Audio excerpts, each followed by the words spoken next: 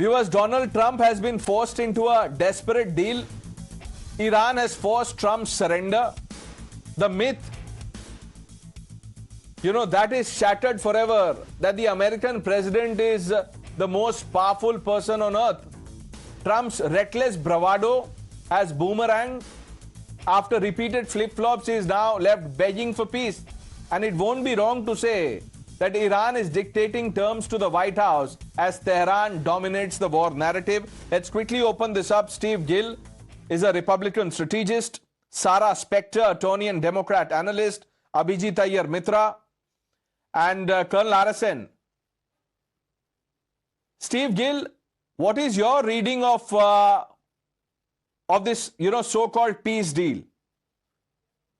I would caution you against listening to what the Iranian media is claiming is the deal and declaring that Iran has somehow won. The terms that the Iranian media is announcing are not what the terms of the deal will be. And I suggest you wait and see what the actual deal is before you just repeat the propaganda from Iran.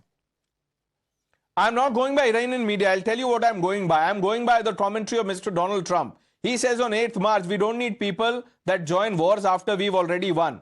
So on 8th of March, Trump declared that he had won.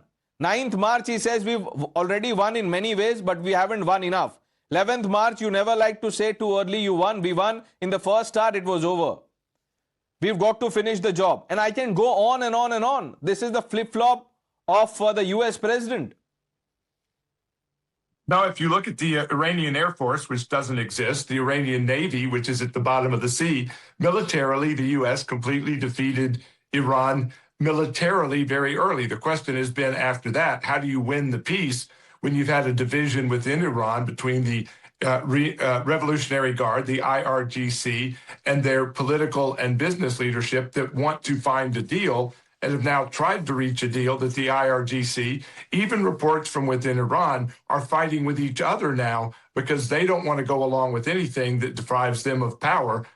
Militarily, the U.S. won this war. Okay, so you think Trump has won? This is American victory. Ms. Spector, your reading of this? I wouldn't even call this a peace deal right now. It seems like it's just another ceasefire. We really don't have any of the terms of this agreement. We do know that at this point, Iran has not agreed to eradicate their nuclear program.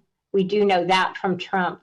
And I disagree that Iran's Navy and Air Force are gone because, I mean, they have been sending rockets to other countries for up until last week. So it's not, and I think there has been some satellite imagery to say that they have 80% of their rockets still remaining.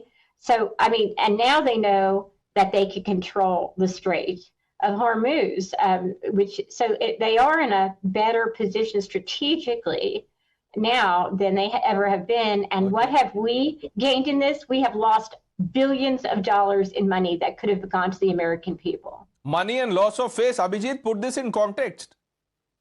So, Iran never really had an air force ever since the Iran-Iraq war. Their newest planes are something like 40, 50-year-old planes. The GCC alone has a disproportionate advantage, for the last 20, 30 years. In 1986, Ronald Reagan sunk most of the Iranian fleet. Since 1986, they've never really had a navy. At best, they've got some kilo-class submarines that, sound like a symphony orchestra playing under the ocean as far as American censor or any modern Western censors go. That is the whole reason they developed a whole bunch of asymmetric capabilities, which all seem extremely intact and have caused very significant damage. Have the Iranians gotten pummeled very, very hard? Absolutely. But remember, victory is a political concept. The Americans won the Tet Offensive in the Vietnam War within the first 2 days. Within the first week, they'd killed off about 200,000 Viet Cong troops. And still, after that, they could never recover from that point on in the war. So, there is this very convenient goalpost shifting saying, oh, we wiped out the Air Force, we wiped out the Navy. They never really had an Air Force. They never really had a navy. They've been missile forces. They've been asymmetric forces for the longest period of time, which is why they've, taken up this nuclear program to begin with. Why? Because that is what conventionally weak nations do in order to square up their lack of conventional resources. So, number one, the so-called victory here is not really a victory if you're counting the Iranian Air Force and Navy as the victory point, number one. Number two, I think the JCPOA, it was a very, I had huge problems with it. But it certainly doesn't have all these problems here, because what you've done today for the first time is you have linked a ceasefire completely in the region. Before this, the ceasefire was to Iran. Now the Houthis are included in the ceasefire. Lebanon is included in the ceasefire. If anyone chooses to break it, the failure points, the more people you include in a ceasefire, the greater the number of failure points that happen, and therefore everything can come collapsing. This is a terrible deal, and especially terrible deal. Colonel Arasen, what are your takeaways, sir? You have the last word.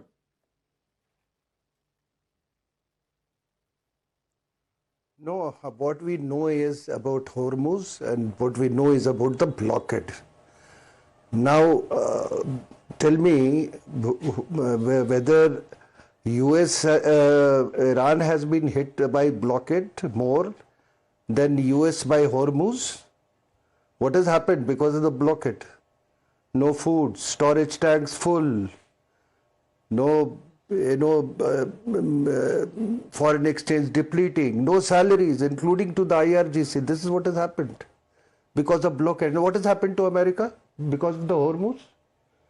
America has become, during this blockade, this Hormuz close period, its production of oil has gone up from 10.5 million barrels per day, from 6.6 million barrels per day. Today, America has become the largest producer of oil in the world. There has been a split in the OPEC. And the pricing mechanism now is in the hands of the Americans. So you decide, I mean, whether the blockade has hit, it was one Iran. Quick question, was that the war objective? What was the objective when Donald Trump started this reckless war? He did not have an objective. No, Sir, he very much had an objective. Remember, this is Iran and US deal. Israel, which is very much a party to this conflict, is nowhere included in this deal. And Trump or even Trump and Iran cannot decide the future of trajectory of, say, Hezbollah or Iran conflict. That day, what happened? The Israelis hit Hezbollah in Beirut. They replied with 30 missiles, all of them intercepted. And then what happened? Colonel Arasen, let me just, simplify this for our viewers.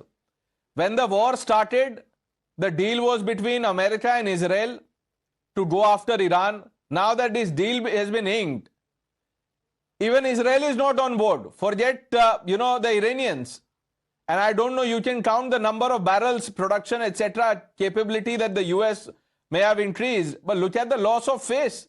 And that is really the narrative that I was talking about. For want of time, I will have to wrap this. But I thank all of you for joining us. We'll take this up some other day, hopefully. The news are with Navita Kumar on the other side.